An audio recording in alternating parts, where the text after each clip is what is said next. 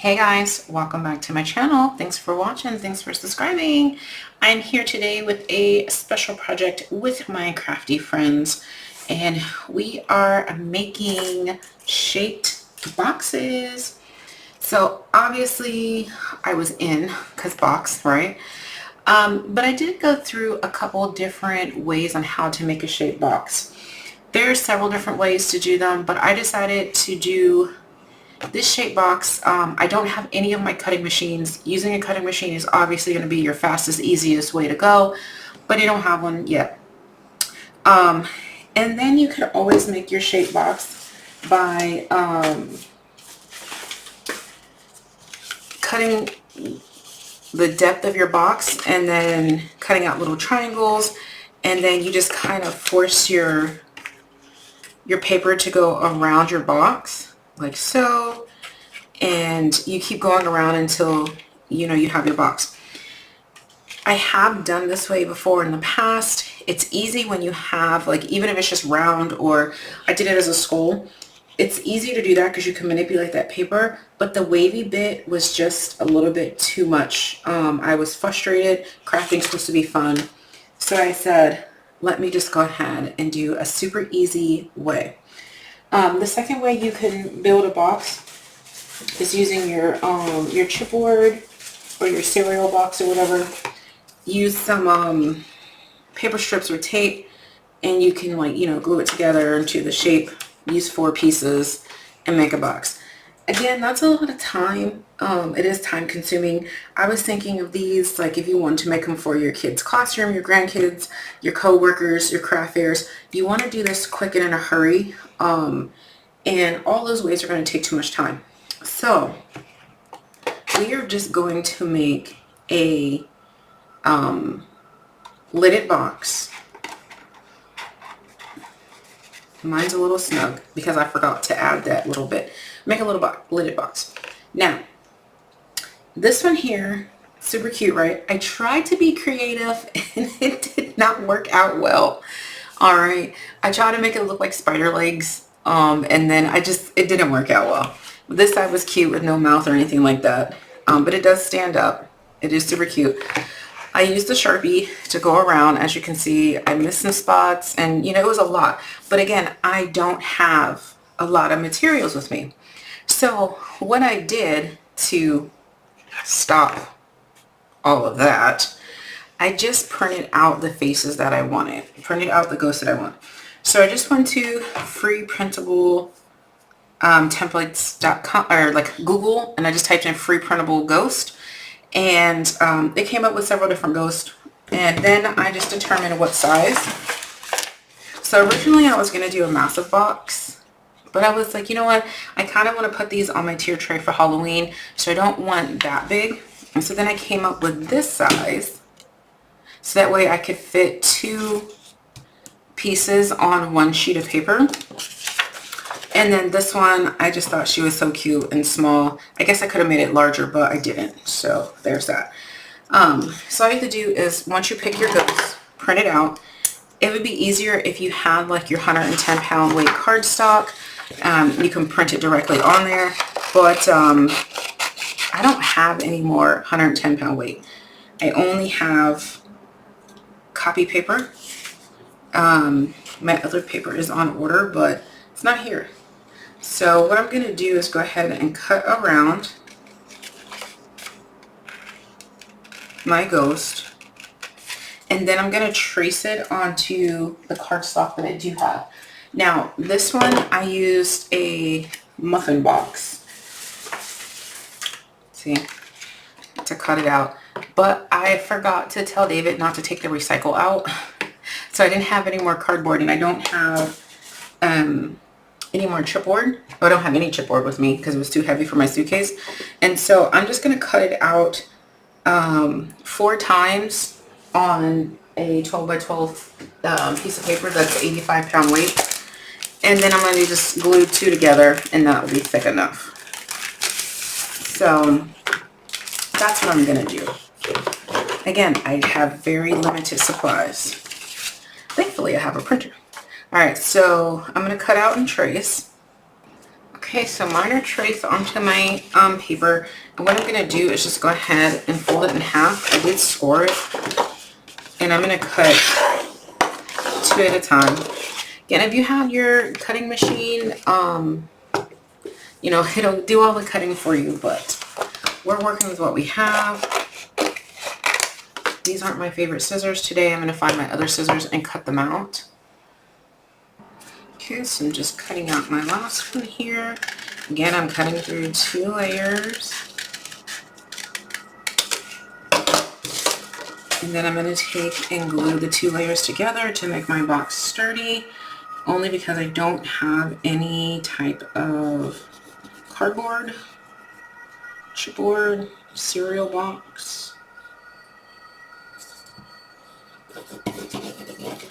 So I'm doubling it up. Oh, good thing this glue dries clear. Okay, so just make sure they're lined up. Let it dry.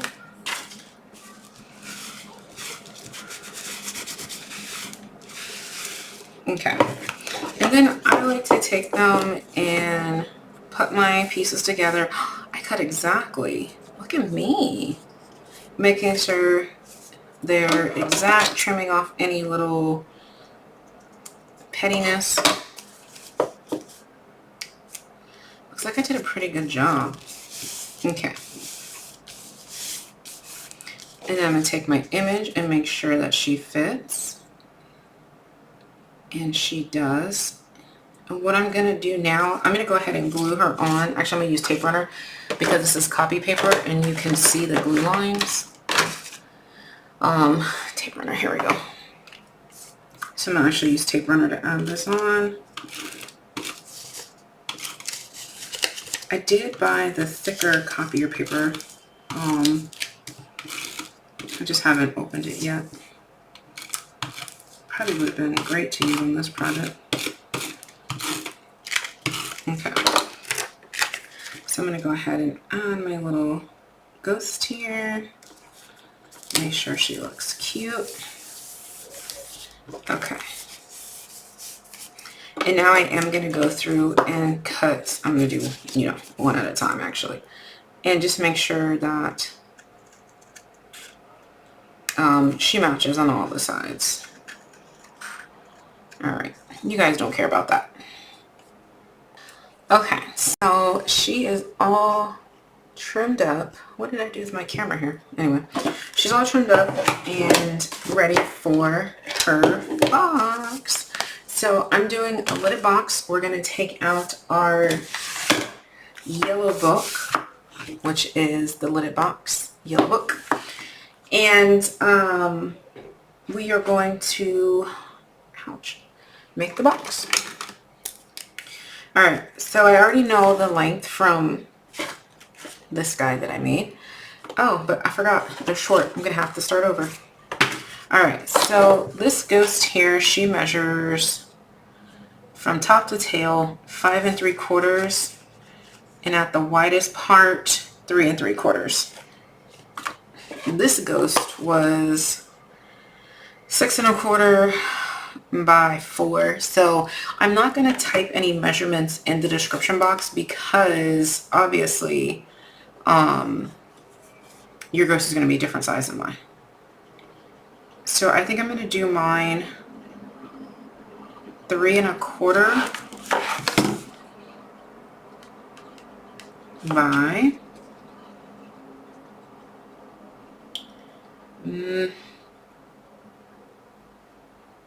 no, I'm doing mine 3 because I want my box to be longer. So that's going to come about here. Let me think. Mark it about. I'm just marking where I think I'm going to place the box and then see how long I want it from there. Let's do 3 by 4.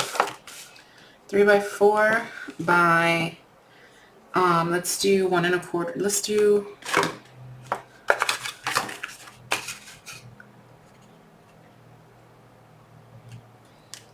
so this box is 2 1/2. So maybe we want 2 1/2. Let's do 2 1/2 by 4.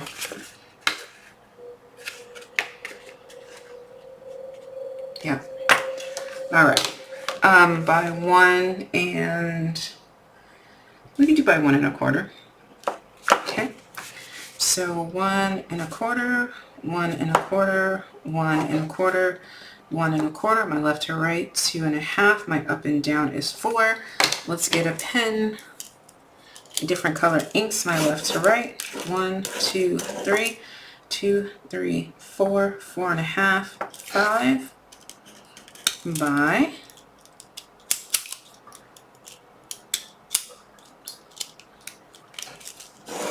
my up and down, 1, 2, 3.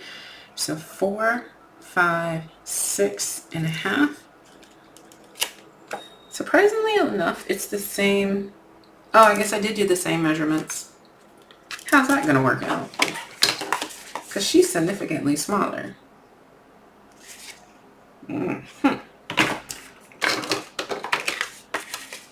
Well, I guess we're going to find out. All right, so you're going to need the bottom tray and a top tray. And so it's really up to you how you want to do this.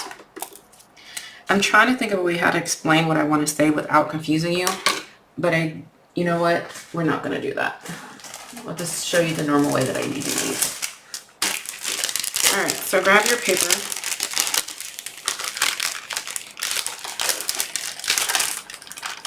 I don't have any.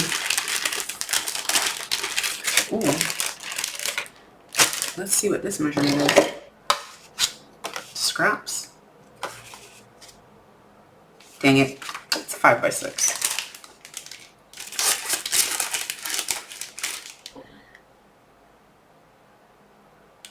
And I'm just thinking, if we change this to save paper, you can always go through your measurements and change them, because 6 1/2 is like a weird measurement if you're trying to use 12 by 12 paper, because you can save so much paper if this was just 6. So if they were 5 by 6, you can totally, you know,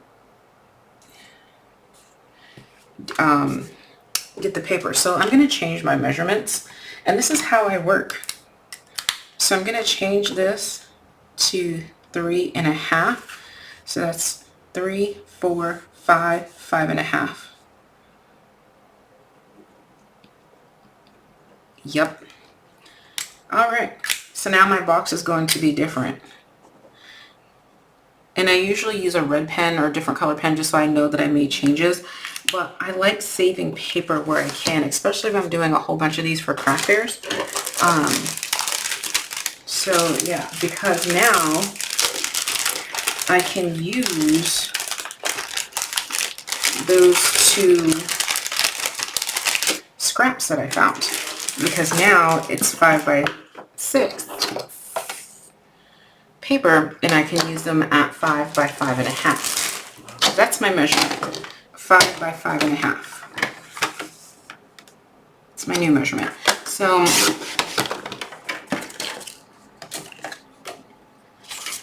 all right, so now I need to score the top one. So I did the top as 5 by 5 1/2, and I'm going to score at 1 1/4 on all 4 sides.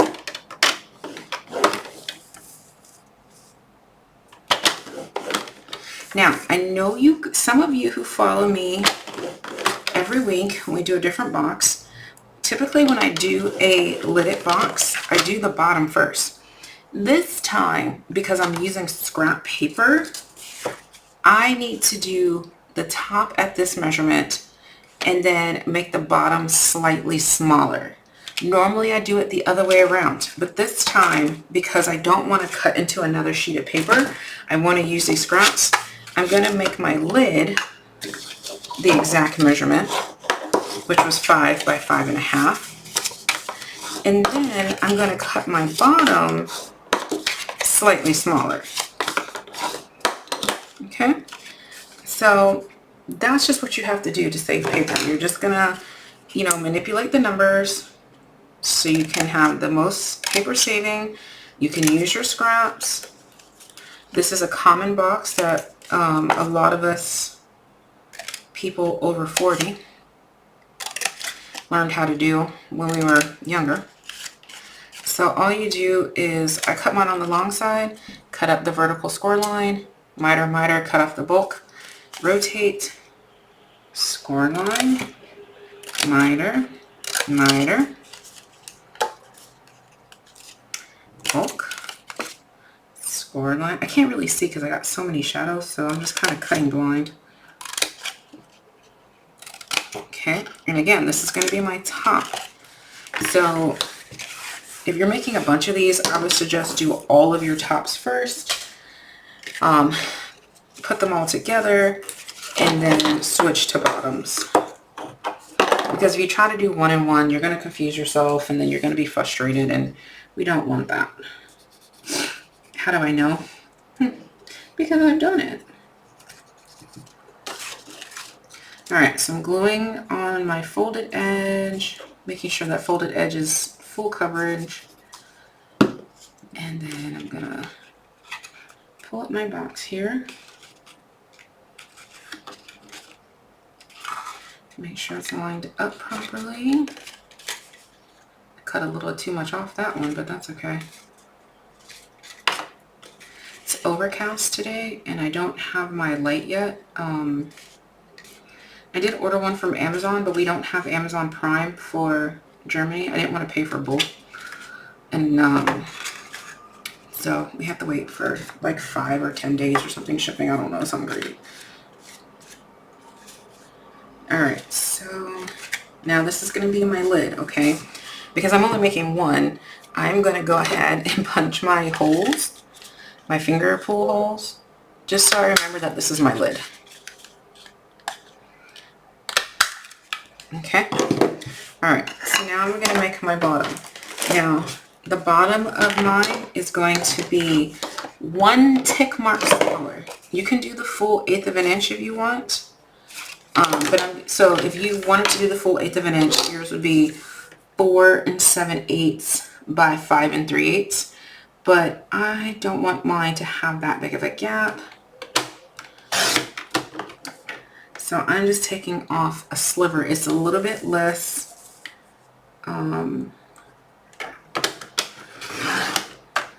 so this is probably like,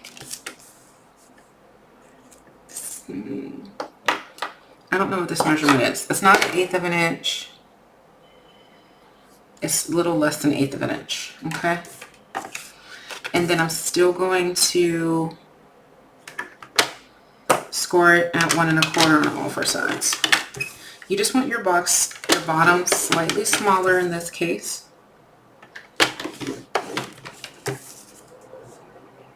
I mean, I guess at the end of it, it is the same. The lid is bigger than the bottom, but we just figured our measurements the opposite way.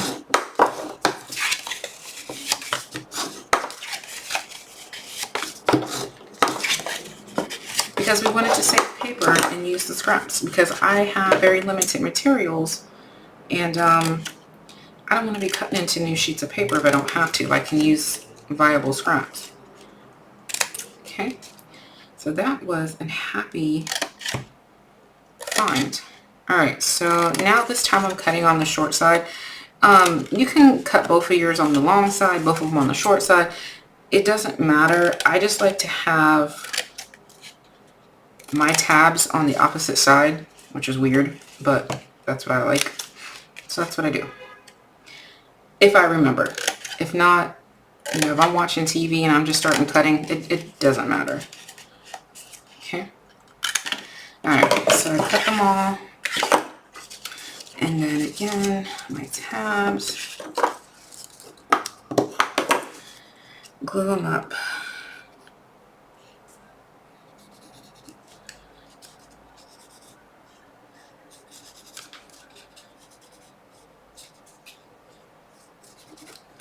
And you're good to go. Line it up.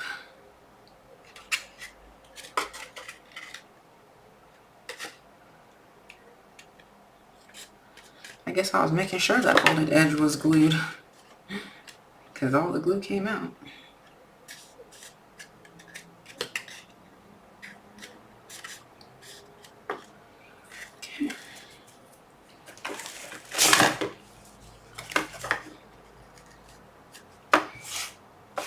Alright, so there's the bottom. I'm going to give that a second to dry. I'm going to bring back in my ghost. Remember, this is double and double. I may have to cut off some of my... No, I'm okay, because you won't be able to see that. I'm going to take this bottom box and I'm going to glue it to the bottom. All I'm doing is literally adding glue.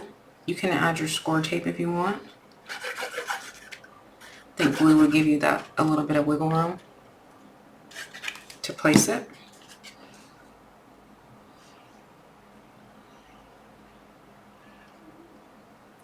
I definitely could have made my box bigger. I should have stuck with the 3. Should have stuck with this size.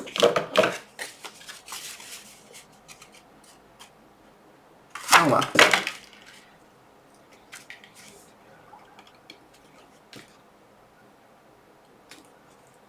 Just making sure it's as straight as you want. Rub that in.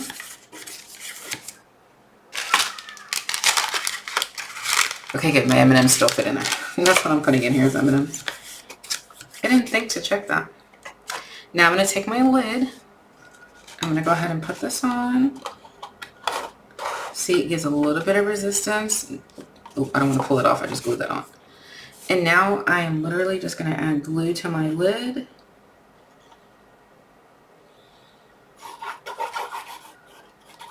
And set my top piece on. That is it, my friends. So your hardest part is going to be determining, you know, what ghost you want. And cutting out, if you're hand cutting. Machine cutting is only going to take you, you know, a little bit of time. But yeah, there's my little ghostie, my little ghost best friend who looks super cute, not like her other friends over here who was not cute. Not her little creepy friend over here. But how cute are these little ghosts? And then you're gonna just, you know, pull it off, fill it with whatever you want, and hand that as a gift. A little boo for you. Add a bow, add some, you know, glasses, whatever you want.